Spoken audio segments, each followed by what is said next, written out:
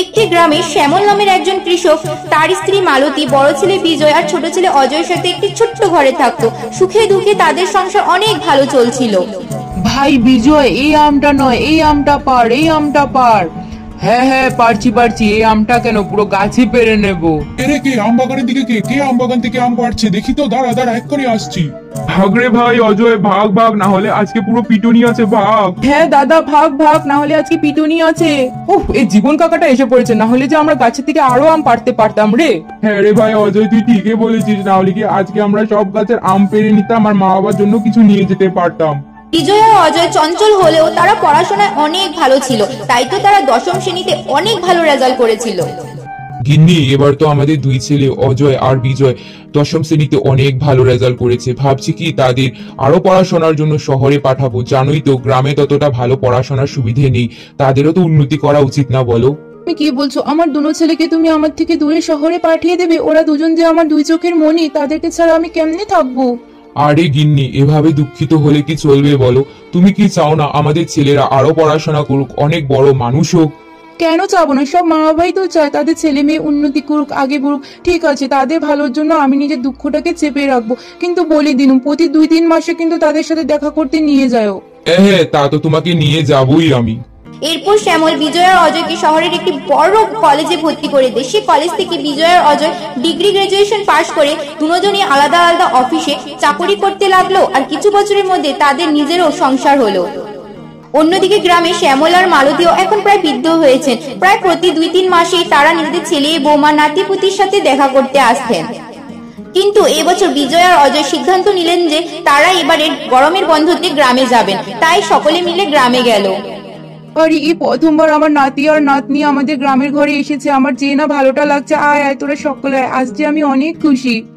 আজকে আমার ঘরটা পুরো স্বর্গ স্বর্গ লাগছে, সকলে যে আমরা একসাথে আছি। হ্যাঁ, এখন সকলে এসে ভিতরে খাওয়া দাওয়া করে নাও। এরপর রাতের খাবারের শেষে বাবা, তোমার সাথে একটা কথা ছিল। বাবা আয় বস, এতদিন পর আসলি গ্রামে, অনেক কথা আছে তোদের সাথে, বল বল কি কথা। হ্যাঁ হ্যাঁ বলছি, আগে দাদা বলবে। বাবা, তুমি আর মা তো এখন বৃদ্ধ হচ্ছ, তাই একলা তোমাদের থাকা একদম উচিত নয়। তাই এবার আমরা ভেবেছি কি তোমাকে আর মাকে আমাদের সাথে শহরে নিয়ে যাব আর সেখানেই রাখবো, আর সাথে সাথে এই জমি আর ঘরটাকেও বেচে দেব। আমাদের শহরে নিয়ে যাবি তো আচ্ছা বুঝলাম, কিন্তু এই গ্রামের ঘর আর জমি বিক্রি করবি মানে কিসের জন্য? আরে বাবা দেখো, যখন তুমি আর মা আমাদের সাথে শহরে থাকবে, এই ঘর আর জমি রেখে কি লাভ বলো? তো আর ঘরটারও অবস্থা দেখেছো, প্রায় ভেঙে যাবে। তো ইচ্ছে ভালো বিক্রি করে দিয়ে আমাদের সাথেই থাকো তোমরা। এই জমি আমি কোনোদিনও বিক্রি করব না, এটা আমার পৈতৃক সম্পত্তি। ছোটবেলা থেকে আমি এখানেই বড় হয়েছি, এই ঘরের প্রতি আমার মায়া জমে আছে। তোদের সাহস কিভাবে হলো? বুঝলাম, এই গ্রামে আসা আসল এটাই তোদের উদ্দেশ্য, এই ঘরটা বিক্রি করা না? ঠিক আছে, আমাদের সাথে থাকবে না তো আমাদের সোসাইটিতে তোমাদের ফ্ল্যাট কিনে দেবো, কিন্তু এই ঘর আর জমি রেখে কি লাভ? তাই বিক্রি করতে চাই। তোরা আমাকে 10 তলা অট্টালিকা কিনে দিলেও আমি আমার এই ছোট্ট কুড়ের ঘরটা বিক্রি করব না। দেখো গিন্নি, দেখো তোমার ছেলেরা কি বলছে, আমার এই ঘরটাকে বিক্রি করতে বলছে। এত বড় সাহস তাদের!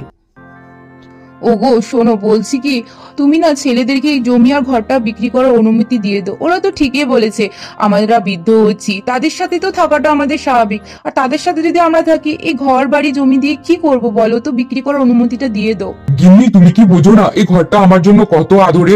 ছোটবেলা থেকে এই ঘরে আছি, আমার বাবার পৈতৃক সম্পত্তি, অনেক যে মায়া জমে আছে এই ঘরটাতে। আমি সবটাই জানি, কিন্তু আমি আমার ছেলেদেরকে দুঃখিত দেখতে পারি না। আমি তোমার থেকে কোনোদিনও কিচ্ছু চাইনি, যেভাবে রেখেছো সেভাবেই থেকেছি। আজ প্রথমবার কিছু চাইলাম।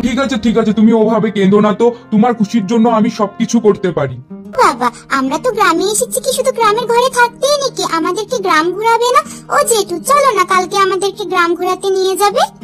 হ্যাঁ তো বাবা আর কাকু, চলো না কালকে আমাকে আর বোনকে নিয়ে গ্রাম ঘুরতে নিয়ে যাবে। আমরা যে কোনোদিনও গ্রাম দেখিনি, ফ্রেন্ডদেরকে শহরে গিয়ে বলতে হবে না গ্রাম কেমন। এর পরের দিনে যেই সকাল হলো, বিজয় আর অজয় তাদের ছেলে মেয়েকে নিয়ে গ্রাম ঘুরতে বেরিয়ে পড়লো। ভাই, এতদিন পরে গ্রামের রাস্তাতে হাঁটছি, দেখ কিছুই বদলালো না, না সেই আগের গ্রাম রয়ে গেল। হ্যাঁ রে দাদা, তুই ঠিকই বলেছিস। আর অন্যদিকে দেখ, শহরে আজকে একটা বিল্ডিং তো কালকে একটা বিল্ডিং। যে শহরে থাকি সে শহরটাকেই রোজ নতুন নতুন লাগে। আরে অজয় বিজয়, দেখি তোরা কবে আসলি রে বাবা? ভালো আছি? ছোটবেলায় যে আমার আম গাছের থেকে আম পেড়ে খেতে মনে আছে? তোদেরকে এত বড় মানুষ হতে দেখে অনেক ভালোই লাগলো রে। আজকাল তো মানুষ শহরে গেলে গ্রামকে প্রায় ভুলেই যায়, কিন্তু তোরা পুনরায় গ্রামকে আবার দেখতে আসলি, অনেক ভালো লাগলো আমার। বাবা জেঠু, তোমরা এই গাছে থেকে আম পেড়ে খেতে না, সব বলেছে দাদু আমাদের। আর এ পুকুরে তোমরা স্নান করতে না, দাদু আমাদের সেটাও বলেছে। কি মজা! শহরে সুইমিং পুলে তো স্নান করে মজাই লাগে না, চারদিক বন্ধ। আর এখানে দেখো চারদিকটা কি খোলামেলা। কি মজারই না গ্রামটা। এই গ্রামে তোমরা থাকতে ভেবে কি আনন্দ লাগছে। আমরা প্রথমবার এসেছি, কিন্তু লাগছে যে এই গ্রামে কতদিন ধরে আছি, পুরো নিজের মতো লাগছে।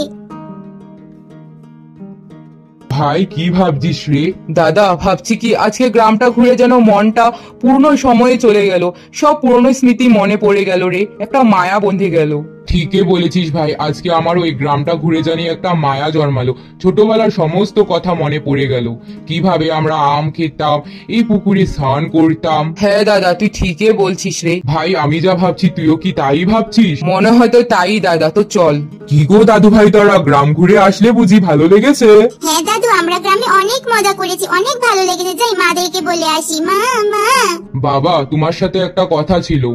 কি আর বলবি, সে ঘর বেচা জমি বেচার কথা তো? ঠিক আছে, তোর মাদের দিকে তাকিয়ে আমি তোকে ঘর আর জমি বেচার অনুমতি দিলাম। না না, আমরা এই ঘর আর জমি বেচতে এখন আর চাই না। তোরা ঘরের জমি বেচতে চাস না মানে? বাবা মানে আজকে আমরা গ্রাম ঘুরে বুঝলাম যে এই গ্রামের প্রতি আমাদেরও একটা মায়া আছে, তাই আমরাও চাই না এই ঘরটাকে বেচি। তাই আমি আর দাদা সিদ্ধান্ত নিয়েছি যে তুমি আর মা এই গ্রামের ঘরেই থেকো, এই ঘরটাকে আমরা আরো সুন্দর করে তুলবো। আর প্রতি বছর আমরা তোমাদের সাথে দেখা করতে আসবো, আর তোমরাও আমাদের সাথে দেখা করতে শহরেই যাবে। আমার দৃঢ় বিশ্বাস ছিল তোরা একদিন না একদিন বুঝবি, অনেক জলদি বুঝে গেলি। হ্যাঁ, তো কেউ কি নিজের পৈতৃক সম্পত্তি মায়া ভরা ঘরকে ছাড়ে বলতো? যে ঘরে আমরা ছোটবেলার থেকে আছি, একদম ঠিক সময় তোরা বুঝেছি। এরপর কি বিজয় আর অজয় নিজের ভুল বুঝতে পারলো। এরপর সকলে মিলে সেই নিজেদের মায়া ভরা গ্রামের ঘরে থাকতে লাগলো।